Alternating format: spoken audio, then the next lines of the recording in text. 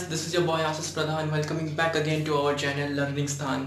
और जैसा कि मैंने पिछले वीडियो में कहा था कि जिस टॉपिक को लेके सबसे ज़्यादा डीएम्स और मैसेजेस मेरे पास आएंगे उस टॉपिक को के ऊपर मैं जल्द से जल्द नया वीडियो बनाने का पूरा ट्राई करूँगा। और जैसे कि आप देख रहे हैं वीडियो आ गया है, काफ़ी पॉपुलर टॉपिक रहा है ये, बहुत लोगों ने मेरे से ये चीज़ पूछा है, स्टूडेंट्स, पेरेंट्स, हर किसी का ये क्वेश्चन रहा है नीट के ऊपर। तो बुक्स रिकमेंडेड आप देख रहे हैं, काफ़ी इंपॉर्टेंट टॉपिक होने वाली है और हमारी टीम ने बहुत ही ज़्यादा मेहनत किया है इस टॉपिक को लेके। जो बुक के भंडार देख रहे हैं आप, बहुत मुश्किल से मिले हैं इतने सारे बुक्स हमको, काफ़ी टॉप और एक नंबर बुक से देखिएगा, मज़ा ज़रूर आएगा आपको। और काफ़ी लोगों से पूछताछ हुई है इसको लेके, टॉपर से बातचीत हुई, पर्सनल एक्सपीरियंसेस वगैरह सब कुछ मिला के ये वीडियो लाया हूँ आपके लिए। देखिएगा, एंजॉय करिएगा और समझिएगा ज़रूर कि क्या क्या आपको फॉलो करना है इसमें। और चलिए स्टार्ट करते हैं वीडियो। तो टॉपिक तो जैसे कि आप देख रहे हैं हमारा आज का है बुक्स रिकमेंडेड फॉर नीट। और बायो से ही हम स्टार्ट करेंगे क्योंकि बायो नीट का जो इंटायर एग्ज़ाम होता है वो 720 मार्क्स का होता है, जिसमें से 360 बस हमारा बायो ऑक्यूपाई करता है। और बायो के लिए कौन से बुक फॉलो करने हैं ये देखेंगे तो सबसे पहले एनसीईआरटी हम कंसीडर करेंगे, क्योंकि NCERT is considered as the bible of the entire biology. क्योंकि जो 80% क्वेश्चंस होते हैं बायो के वो बस हमारे एनसीईआरटी से डायरेक्ट उठाया जाता है। एनसीईआरटी आप टोटल पढ़ दीजिएगा, उसमें से 80% क्वेश्चन गारंटी आएंगे ही आएंगे। और एनसीईआरटी पढ़ने के बहुत से तरीके होते हैं, उसके ऊपर कभी ज़रूरत पड़ा तो मैं स्पेशल वीडियो बनाऊंगा। लेकिन अगर आप छोटे में समझना चाहते हैं तो देखिए, एनसीईआरटी जो होता है, सपोज एक बुक कंसीडर कीजिए आप बायोलॉजी एनसीईआरटी का। तो अगर आप ठीक से देखें तो सबसे पहले बहुत से यूनिट में 5 या 6 यूनिट्स पे अपना बुक जो है टोटली क्लासिफाइड है।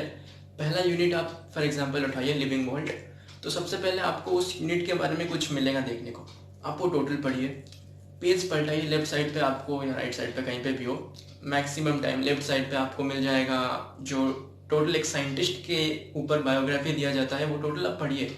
बहुत ही छोटा सा रहता है, एक समरी टाइप का छोटा सा पैराग्राफ ही रहता है। वो कब कब उनका बॉर्न हुआ था, कब डेथ हुआ था, और कौन से प्राइजेस उनके नाम पे है, क्या क्या टॉपिक्स पे और सब्जेक्ट्स पे उन्होंने महारत हासिल किया है। तो वो सब कुछ आप पढ़िएगा, उसमें से भी कई बार क्वेश्चन आते हैं। फिर आप चैप्टर पे घुसिएगा, क्योंकि उस यूनिट पे हमारा 2 या 3 या 4 चैप्टर्स होते हैं नॉर्मली, और वो सारे चैप्टर आप लाइन वाइज पढ़िएगा, बिट टू बिट। ऐसा नहीं कि इंट्रोडक्शन आप छोड़ देंगे, इंट्रोडक्शन भी पढ़िए, हालांकि उसमें ज़्यादा कुछ इंपॉर्टेंट नहीं होता है, पढ़िए फिर अंदर जाइए।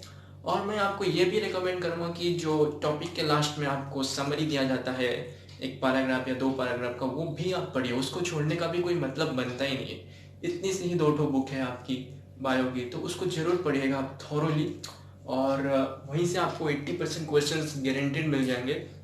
अगर हम इस साल 2020 के नीट की बात करें, इस साल भी मेरे हिसाब से 80 to 85% क्वेश्चन बायोलॉजी एनसीईआरटी से डायरेक्ट उठाया गया था। बाकी जो कुछ क्वेश्चंस थे उसके लिए आपको ट्रूमैन्स या फिर न्यूटन पढ़ना बहुत इंपॉर्टेंट होता है।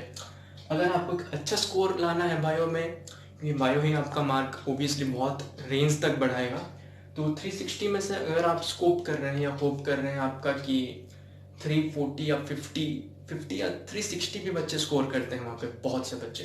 तो अगर आपको 360 आउट ऑफ 360 लाना है तो आप एनसीईआरटी तो गारंटेड 5 बार रिवाइज मार के जाइएगा ही जाइएगा। उसके साथ ट्रूमैन और मैं बोलूँगा न्यूटन जरूर पढ़िएगा, क्योंकि ये दोनों बुक जो है ऑलमोस्ट आप देखेंगे तो सिमिलर ही है, ज़्यादा कुछ डिफरेंस होता नहीं है इनमें। ट्रूमैन और न्यूटन जो होता है वो अपने एनसीईआरटी को फॉलो करके अपना बुक बनाते हैं।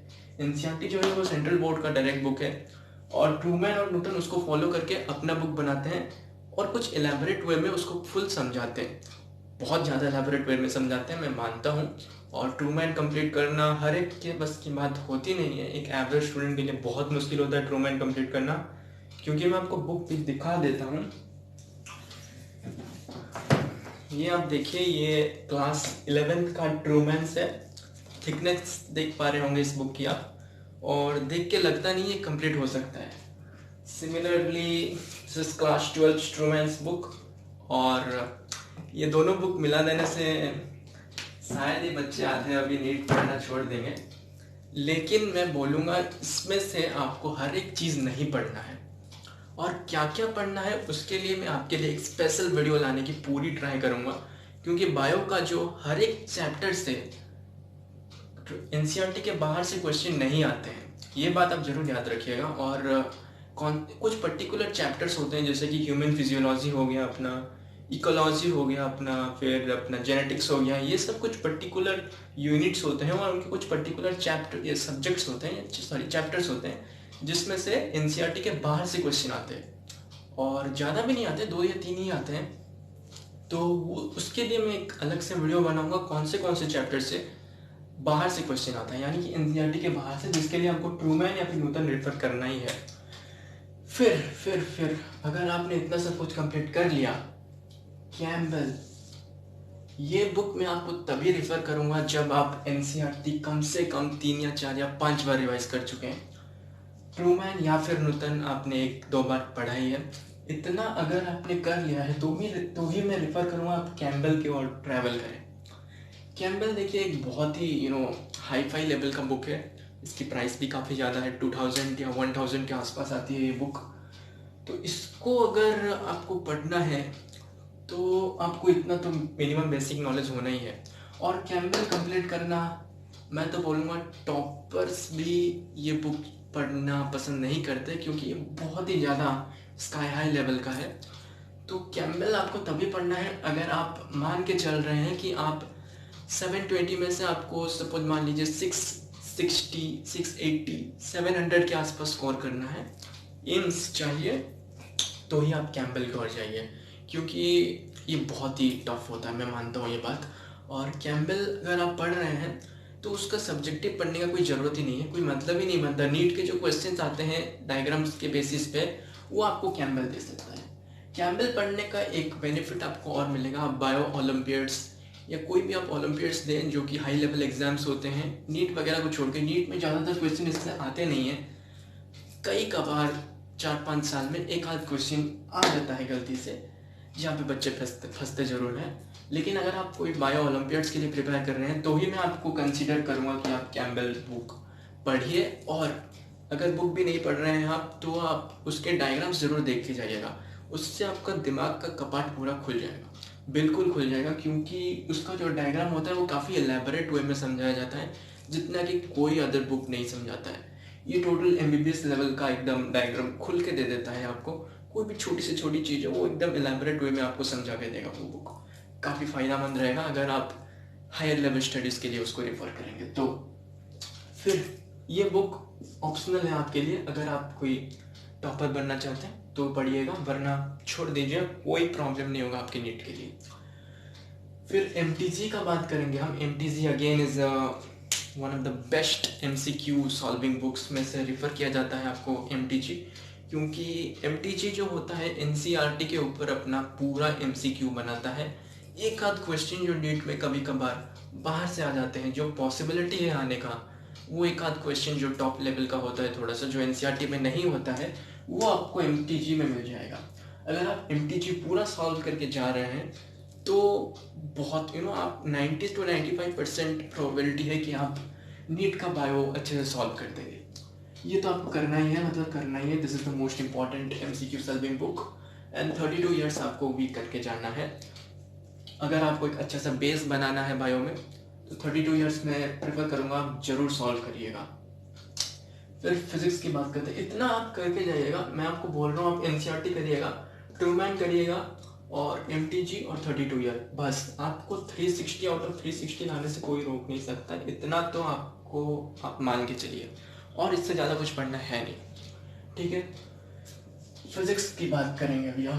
Physics is consider one of the toughest again. बहुत से बच्चे बोलते हैं कि फिजिक्स नहीं हो रहा है भाई, फिजिक्स नहीं हो रहा है। तो कल ही डीएम्स आ रहे हैं रात में कि फिजिक्स सॉल्व नहीं हो रहा है भाई, तो उसके लिए आप कंसीडर करिएगा NCERT, HC Verma, DC Pandey, Eurotop 32 years समझा रहा हूँ मैं, टेंशन मत लीजिएगा। एनसीईआरटी जो है बेसिक है एकदम। अगेन फिजिक्स अगर आप सॉल्व कर रहे हैं तो आपको एनसीईआरटी तो कम से कम 2 बार रिवाइज करना ही है भाई। और मैं ये बात भी मान रहा हूँ, बहुत से बच्चों का ये प्रॉब्लम होता है, एनसीईआरटी अगर आप डायरेक्ट पढ़ेंगे तो आपको समझ में बिल्कुल नहीं आएगा, मैं मान रहा हूँ ये बात। Will accept it and we are admitting it also. तो क्या करेंगे इसके लिए? सोल्यूशन ये है कि आप जहाँ कहीं भी कोचिंग जा रहे हैं या प्राइवेट ट्यूशन जा रहे हैं, कुछ भी कर रहे हैं, वहाँ पे आप जो नोट बनाएंगे जो टीचर से समझ के आएंगे उसको रिवाइज करिए घर में बैठ के, पहले थॉरो रिवाइज करिए, वो समझ जाए आप एक बार तो आप एनसीईआरटी खोलिएगा, आपको समझ में आ जाएगा। हम ये चीज़ भी कंसिडर कर रहे हैं कि अगर आप कोई ट्यूशन वगैरह या कोचिंग नहीं जाते हैं तो आप कैसे पढ़ें। फिर आप एक काम करिएगा, आप एनसीईआरटी स्टार्टिंग से मत पढ़िएगा, मैं बोल रहा हूँ आप एचसी वर्मा उठाइएगा, एचसी वर्मा के सब्जेक्टिव्स पढ़िएगा आप, फिर आप एनसीईआरटी को शिफ्ट करिएगा।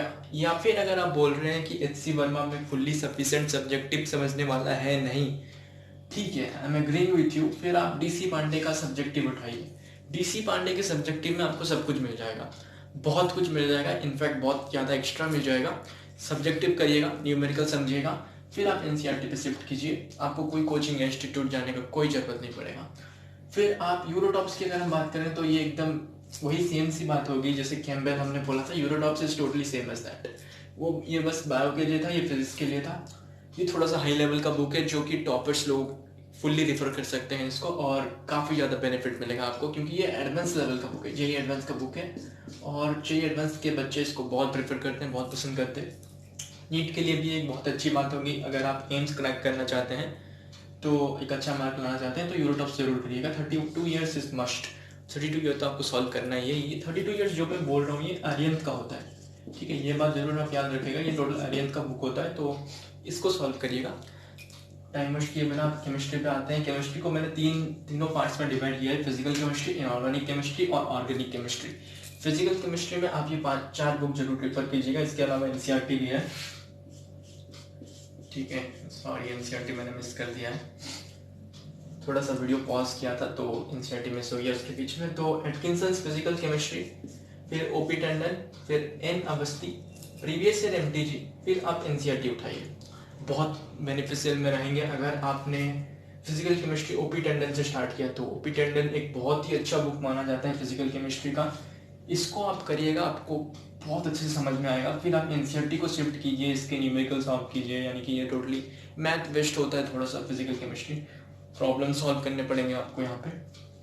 तो आप एटकिंसन फिजिकल केमिस्ट्री उठा सकते हैं, बहुत ही अच्छा बुक है।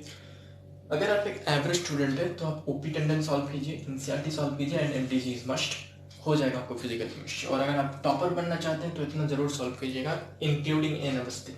इनऑर्गेनिक पे शिफ्ट करें तो एक एवरेज स्टूडेंट के लिए अगेन मैं बोल रहा हूँ कि आप बीके जायसवाल जरूर सॉल्व कीजिए, एनसीईआरटी तो मस्ट और एनसीईआरटी एग्जाम्पलर। और अगर आप एक हाई लेवल के स्टूडेंट बनना चाहते हैं या हैं ऑलरेडी तो जेडीडी सॉल्व कीजिए, बीके जायसवाल फिर से, और एनसीईआरटी तो मस्ट और एनसीईआरटी एग्जाम्पलर करके जाइए, आपको मैक्सिमम क्वेश्चन समझ में आ जाएंगे इनऑर्गेनिक का। अगर आप इनऑर्गेनिक समझना चाहते हैं तो इतनी कोई बड़ी बात है नहीं, इसमें सारे मगिंग अप वाली चीज़ें ही हैं। आप डायरेक्ट अगर एनसीईआरटी पढ़े तो भी आपको कोई प्रॉब्लम नहीं होगा मेरे हिसाब से, क्योंकि इनऑर्गेनिक में आप पढ़ेंगे अच्छे से एक बार फोकस के साथ तो आपको बिल्कुल समझ में आ जाएगा, इतनी कोई बड़ी चीज़ नहीं है, यहाँ पे कोई रॉकेट साइंस नहीं है। तो फिर इतना करिए आप। फिर ऑर्गेनिक पे हम शिफ्ट करते हैं, एमएस चौहान जो है बहुत ही अच्छा बुक है बायोलॉजी पब्लिकेशन का, ये आप कोई भी लेवल के स्टूडेंट हो इसको जरूर सॉल्व कीजिए। पियर्सन्स चौधरी, ये भी आप करिएगा। सोलोमन एंड फ्रायल, ये भी जैसे कि यहाँ पे कैम्बेल था, यहाँ पे यूरोटॉप्स था, यहाँ पे सोलोमन एंड फ्रायल सेम एस, वैसे ही थोड़ा हाई लेवल का बुक है। एनसीईआरटी तो मस्ट है ऑर्गेनिक का।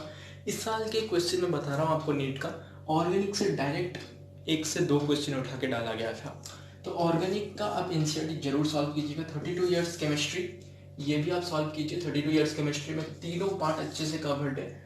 इतने अगर आप करके जा रहे हैं ना तो आपको मेरे हिसाब से 720 में से नीट में आपको 700 लाने से कोई नहीं रोक सकता, अगर आप फुली डेडिकेशन के साथ ये सारे सॉल्व करके जा रहे हैं। हालांकि बच्चे ऐसा नहीं करते हैं, फिर भी अगर आप एक मिनिमल लेवल तक भी आप पढ़ के गए इतने सारे बुक्स में से अपने हिसाब से कुछ बुक्स, तो आप 600 तो ला ही सकते हैं। 600 में तो आपका कोई भी अच्छा सा गवर्नमेंट कॉलेज हो जाएगा। तो इतना था आज का हमारा ये टॉपिक, और कमेंट सेक्शन में ज़रूर बताइएगा वीडियो कैसा लगा आपको, कोई भी मिस्टेक हो, कोई भी फॉल्ट हो वो भी बताइएगा, और जल्द से जल्द डीएम कीजिएगा नेक्स्ट वीडियो आपको किस चीज़ पे चाहिए, कौन से टॉपिक पे चाहिए। Till then stay home, stay safe and all the very best. आपका अगर कोई भी एग्ज़ाम्स आ रहे हैं अच्छे से पढ़ाई कीजिए, और wait for the next video. Thank you very much.